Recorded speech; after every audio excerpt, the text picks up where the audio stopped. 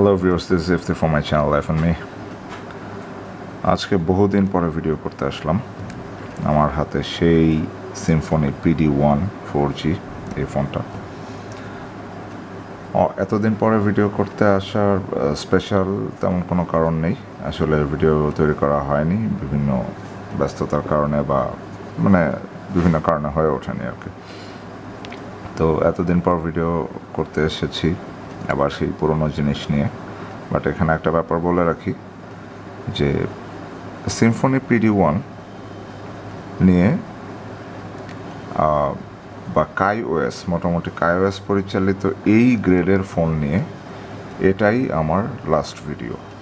কারণ হচ্ছে KaiOS যদি টাচে না আসে বা রেভলিউশনারি কোনো পরিবর্তন না নিয়ে আসে, সেটা হ্যান্ডসেটের ফিচারের ব্যাপারে হোক অথবা অপারেটিং সিস্টেমের ব্যাপারে হোক, তাহলে আসলে KaiOSটা আমার কাছে সব কিছু মিলিয়ে খুব একটা ফিজিবল মনে হয়নি।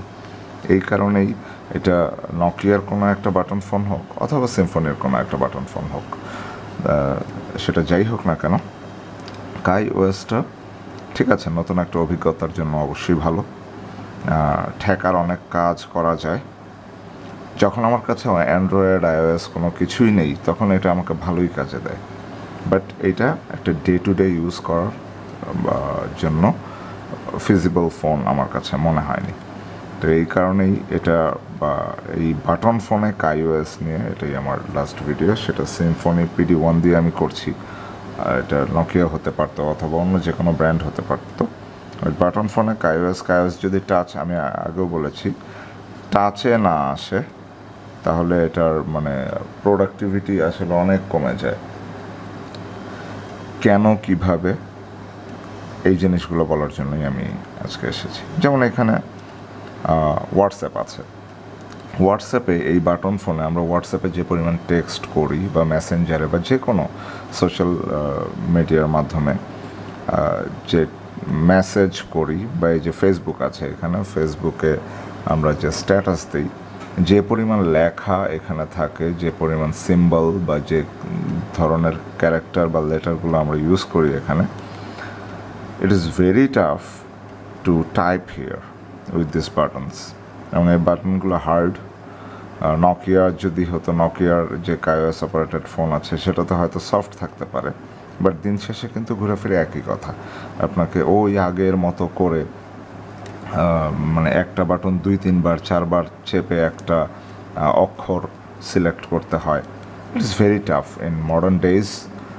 এই পরিবর্তিত আধুনিক জীবনে এটা খুবই টাফ। এই হোয়াটসঅ্যাপে তারপরে ভিডিও কল করা যায় না, এটা একটা মেইন পেইন। আপনার যদি শুধু KaiOS ফোনই থাকে, সেক্ষেত্রে আপনি ভিডিও কলের কোনো সুবিধাই পাবেন না। তখন দেখা যাচ্ছে যে শুধু ভিডিও কলের জন্য হয়তো একটা কম দামি 4-5 হাজার টাকা বা 5-6 হাজার টাকার অ্যান্ড্রয়েড ফোন মানুষ ইউজ করছে। দেন এটার কাজ কি, প্রয়োজনীয়তাটা কি? এটা তখন কিন্তু সেকেন্ডারি অপশানও থাকে না। কারণ সেকেন্ডারি একটা বাটন ফোন, একটা নকিয়ার অথবা অন্য যে কোনো ব্র্যান্ডের, ওয়ালটনের হতে পারে, সিম্ফনির হতে পারে, যে কোনো ব্র্যান্ডের একদম সিম্পল একটা বাটন ফোন, এটার চেয়ে অনেক ফাস্ট। তো সেকেন্ডারি ফোন হিসেবেই যদি ইউজ করতে হয়, এটাকে যদি আমি ভিডিও কল বা একদম পুরোপুরিভাবে অ্যান্ড্রয়েডের মতো ইউজ করতে না পারি, অথবা তার 50%ও যদি ইউজ না করতে পারি, সেক্ষেত্রে এটা কিন্তু সেকেন্ডারি ফোন হিসেবে ব্যবহার করার যে ক্রেডিবিলিটি সেটাও হারায়। কারণ হচ্ছে সেকেন্ডারি ফোন হিসেবে হয়তো আমি একটা ইজি গোয়িং ফোন ইউজ করব ডে টু ডে ইউজের জন্য, সেটা একদম সিম্পল একটা বাটন ফোন হতে পারে, but not this KaiOS phone. কারণ এটা হচ্ছে অনেক স্লো, নিয়ে আসতে বা যে কোনো কিছুতে অনেক টাফ হয়ে যায়। তারপর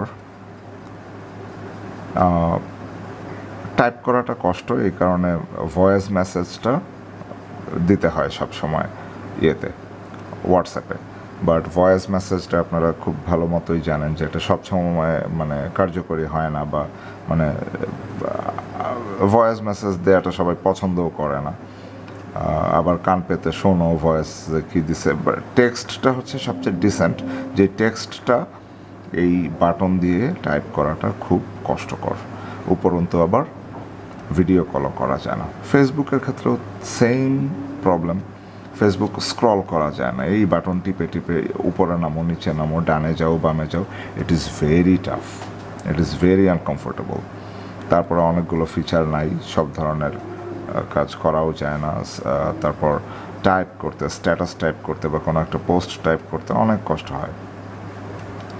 ইউটিউবের এক্সপিরিয়েন্স ওকে, তাও ওই যে টাইপ করে বের করাটা এটা আসলে খুবই টাফ। সেই জন্যই ওই যে ভয়েস অপশানটা দিয়েছে ইউটিউবে, যে ভয়েস সার্চ করে বের করা যায়, তো ওইটা একটু বেটার। বাট এরপরও ইউটিউবে আমরা যেভাবে স্ক্রল করি, যে টাচ, মানে অ্যান্ড্রয়েডের মতো এই KaiOS ফোনটাও যদি টাচ প্যানেল হতো, টাচ অপারেটেড ফোনে আসতো, সেক্ষেত্রে কিন্তু এটার ইউজার এক্সপিরিয়েন্স অনেক গুণ বেড়ে যেত। সেক্ষেত্রে হয়তো এটা আজকে আমার লাস্ট ভিডিও হতো না, সেক্ষেত্রে হয়তো এটা আরও অনেক ডেভেলপ করতো এবং আমরা মানে ডে টু ডে ইউজের জন্য KaiOS ইউজ করতাম। বাট বাটন টিপে টিপে আমার ইউটিউবের শত শত ভিডিওর মধ্যে উপরে নামা নিচে নামা ডানে যাওয়া বামে যাওয়া করে একটা ভিডিও সিলেক্ট করা, ইটস ভেরি টাফ। এটা মানে কোনোভাবে আসলে ফিজিবল হয় না। আর 2-4 দিন খুব ক্রেজ থাকে, তারপরে ঠিকই আমরা এই ফোনটা ড্রয়ারে রেখে দিই, এই ফোনটা রেগুলার ইউজ করি না, অ্যান্ড্রয়েডই ইউজ করতে থাকি। This is the problem. এখানে ইয়ে আছে, ম্যাপস আছে। ম্যাপস আমি এর আগে আমার ভিডিওতে বলেছি যে ম্যাপসটা আমি ভালোই ইউজ করেছি, একবারে যে করিনি তা না। বাট অ্যান্ড্রয়েডে যে পরিমাণ ফিচার্স আছে ম্যাপসের, সেই পরিমাণ ফিচার্স এইটা ওইভাবে আসলে ইউজ করা এখানে সম্ভব হয় না। তারপর নিচে গুগল আছে, গুগল সার্চের কথা আমরা জানি।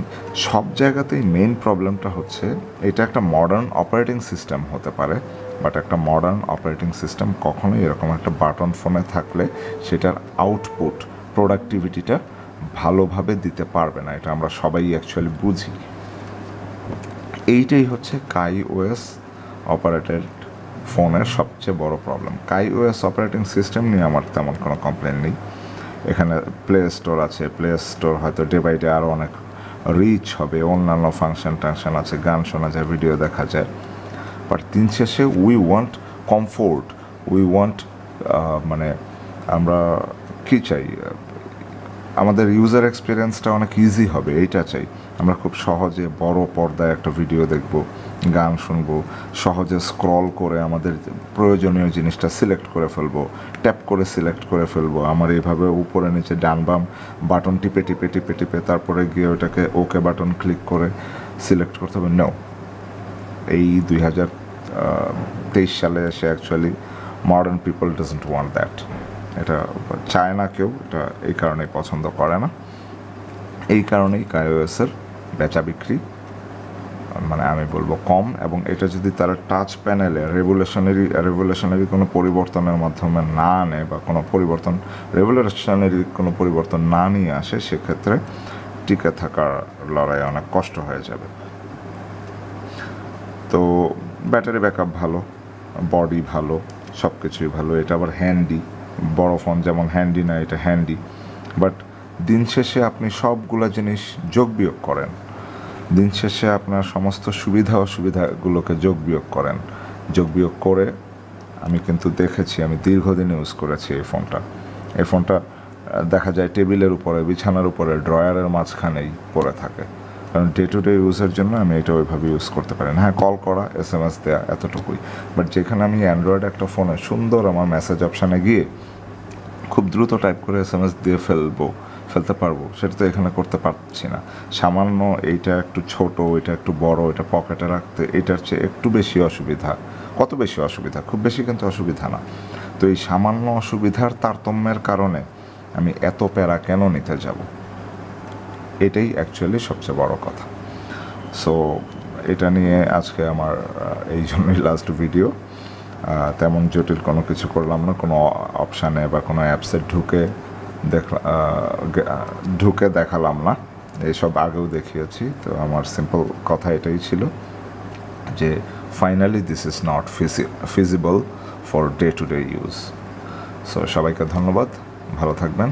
ভিডিওটি ভালো লাগলে লাইক দেবেন এবং চ্যানেলটি সাবস্ক্রাইব করতে ভুলবেন না। ধন্যবাদ সবাইকে।